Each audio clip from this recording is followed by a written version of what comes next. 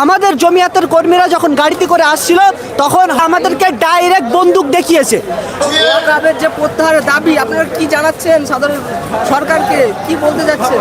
আমরা বলতে যাচ্ছি এই ওয়াকফ সম্পত্তি প্রত্যাহার করতেই হবে, কারণ ওটা সরকারের তো বাপের সম্পত্তি নয়, আমাদের বাপদাদাদের সম্পত্তি। আমাদের রাসূল সাল্লাল্লাহু আলাইহি ওয়াসাল্লামের জামানা থেকে আমাদের ওলামায়ে কেরামরা, তারপরে আমাদের যারা বুজুর্গ ছিল তারাই, তারপরে মুসলিম রাজা বাদশারা ছিল, তারা এই সম্পত্তি মুসলিমদের স্বার্থে, ইসলাম প্রচার প্রসারের স্বার্থে দান করেছে। তখন কেন মুদি এতে হস্তক্ষেপ করতে যাবে, বা কেউ যদি হস্তক্ষেপ করতে যায় আমরা তা মেনে নেব না। এটা শুধু আল্লাহর সম্পত্তি, আল্লাহরই থাকবে, মুসলমানদের সম্পত্তি মুসলমানদেরই থাকবে। উত্তরপ্রদেশে যে 2 একর জমির উপরে কবরস্থান, সেই কবরস্থানে বুলডোজার চালাচ্ছে উত্তরপ্রদেশের সরকার। পশ্চিমবাংলা তাদেরকে কি বার্তা দেবেন? বার্তা তো সর্বপ্রথম আমরা এখান থেকে তীব্র নিন্দা জানাচ্ছি, ব্যবস্থা নেওয়া হয় এবং আইনিভাবে তার কোনো পদক্ষেপ নেওয়া হয়, সেজন্য আমরা আবেদন করছি।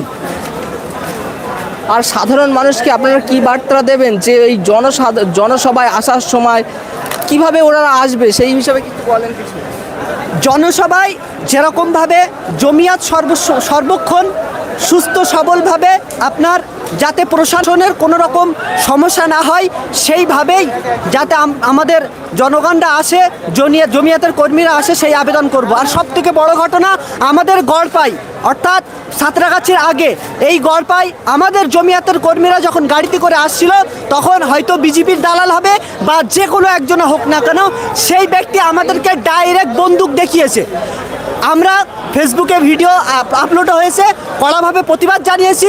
অনুরোধ করব মুখ্যমন্ত্রীর কাছে এবং যারাই নেতা আছে তাদের কাছে অনুরোধ করব, আমরা তাকে পুলিশের হাতে তুলেছি, যেন কড়াভাবে পদক্ষেপ নেয়, না হলে আমরা এর বিরুদ্ধে হয়তো রাস্তায় নেমে যাব। একেবারে আপনাদের আসার সময় এক দুষ্কৃতী আপনাদের উপরে বন্দুক দেখিয়ে আপনাদেরকে ভয় দেখানোর চেষ্টা করছে যে আপনারা প্রতিবাদ মিছিলে আসতে পারবেন না, এটাই তো বলতে চাচ্ছেন আপনি? হ্যাঁ, বন্দুক দেখিয়ে ডাইরেক্ট স্করপিও থেকে আমাদেরকে বন্দুক দেখিয়েছে। তারপরে আমাদের যারা কর্মী ছিল সামনের গাড়িতে তারা দাঁড়িয়েছে, দাঁড়ানোর পরে আপনার ওই যে ব্যক্তি বন্দুক দেখিয়েছিল, ওই যে শয়তান, তাকে আমরা ধরে পুলিশের হাতে দিয়েছি। সেই ব্যক্তির গাড়ির উপরে হামলা করেছে, যদিও হামলা করা ঠিক হয়নি।